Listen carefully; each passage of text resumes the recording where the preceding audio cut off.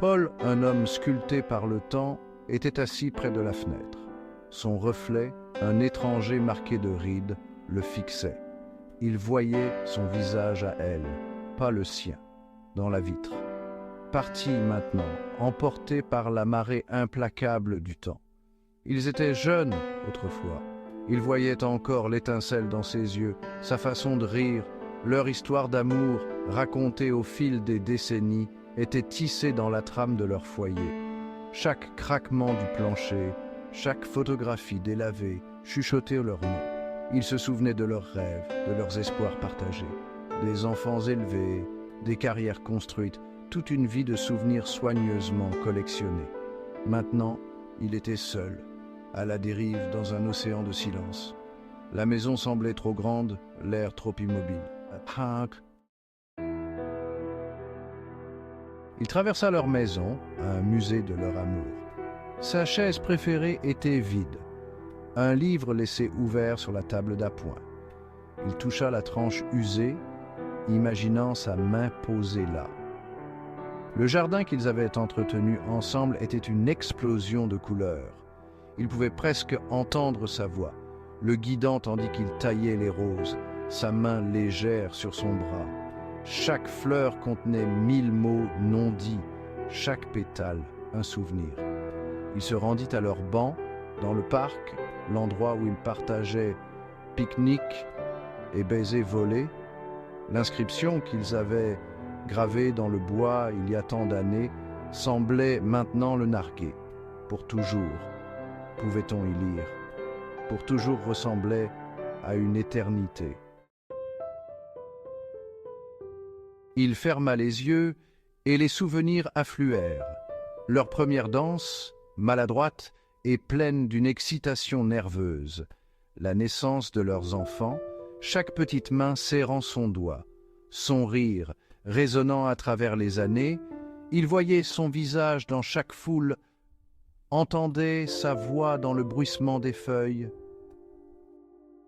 La frontière entre réalité et souvenir s'estompait. Pendant un instant, il put presque sentir sa présence chaleureuse et familière. Il s'accrochait à ces fragments, ces précieux vestiges de leur vie commune. Ils étaient sa bouée de sauvetage, son seul réconfort dans le vaste vide. Mais chaque souvenir apportait une nouvelle vague de chagrin, menaçant de le noyer. Le temps passait, les jours se transformaient en semaines, les semaines en mois. Le monde continuait d'avancer, mais Paul se sentait figé dans le temps. La solitude était devenue sa compagne constante, une ombre qui le suivait partout. Il s'était retiré de ses amis et de sa famille, cherchant refuge dans ses souvenirs. Leurs paroles bien intentionnées sonnaient creux. Leur tentative de réconfort ne faisait qu'amplifier sa douleur.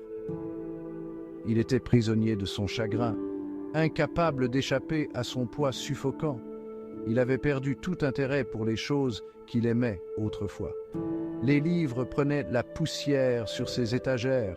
Son chevalet gisait oublié dans un coin. Son monde, autrefois rempli de couleurs et de rires, était réduit à des nuances de gris. Un jour, il tomba sur une boîte contenant ses affaires. Il hésita, le cœur battant dans sa poitrine. À l'intérieur, il trouva son foulard préféré, celui qui faisait toujours briller ses yeux. Il le porta à son visage, respirant son parfum familier. Un sanglot lui échappa, tandis qu'une vague de chagrin le submergeait. Mais cette fois, quelque chose était différent. C'était comme si, dans ce moment de douleur intense, une minuscule graine d'espoir avait été plantée. Il commença petit à petit, faisant des pas hésitants pour revenir au monde. Il rejoignit un club de jardinage local, ses doigts trouvant du réconfort dans le contact de la terre.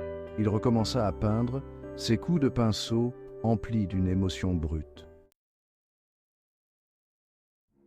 La vie sans elle ne serait plus jamais la même, mais Paul apprenait à naviguer dans sa nouvelle réalité.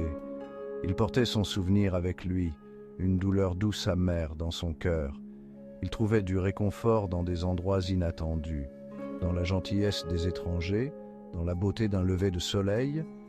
Il apprit à apprécier les choses simples, les petites joies que la vie offrait encore. Son histoire témoigne de la force inébranlable de l'esprit humain. Elle parle de la puissance de l'amour, de la profondeur du deuil et de la résilience du cœur humain. La vie, réalisa-t-il, consistait à trouver un sens, même face à une douleur inimaginable.